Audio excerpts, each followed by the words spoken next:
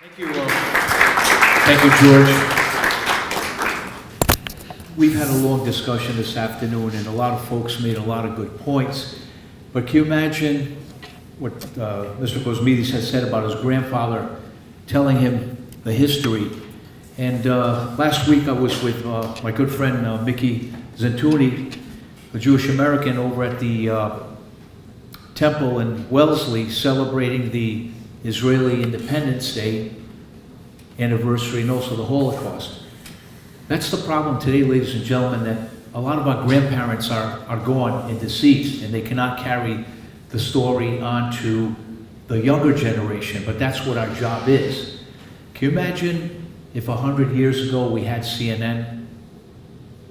What tragedy the world would have known of the Armenian genocide and the Pontian genocide. And if we had CNN, we probably never would have had the Holocaust.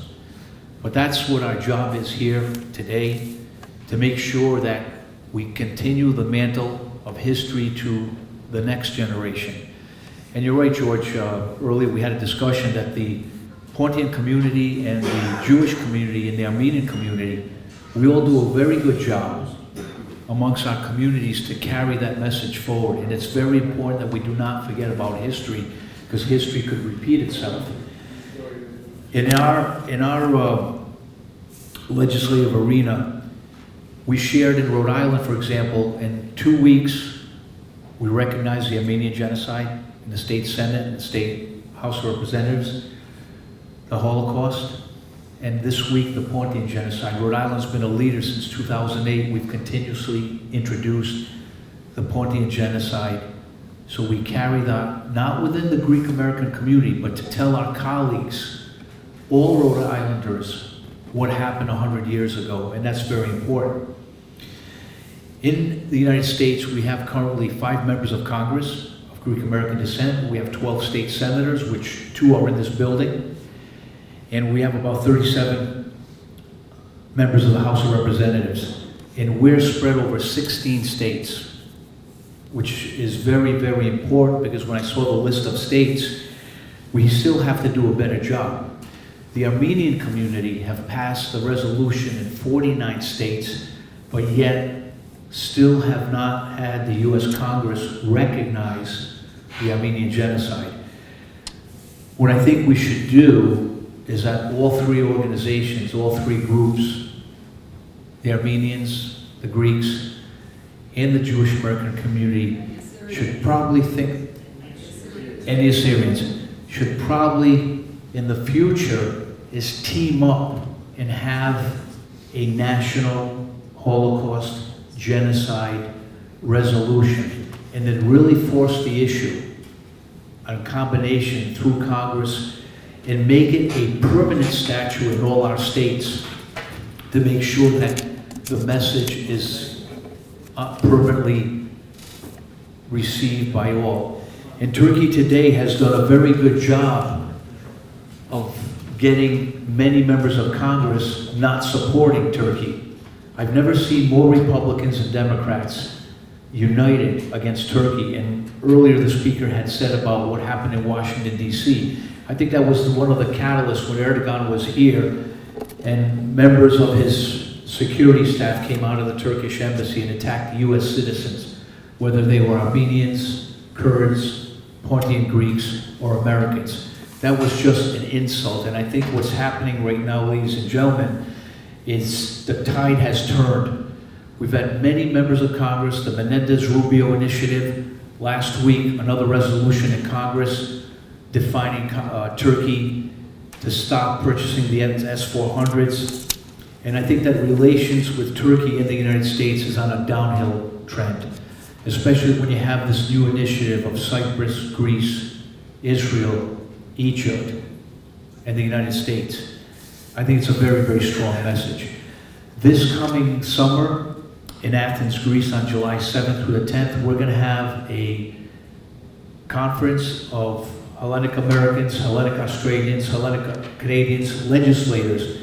And we've made a point that this year that we pass a resolution in Athens to again make sure that our colleagues in government in Greece, the Parliament of Greece, takes the courage to recognize the 100th anniversary of the Pontian Genocide.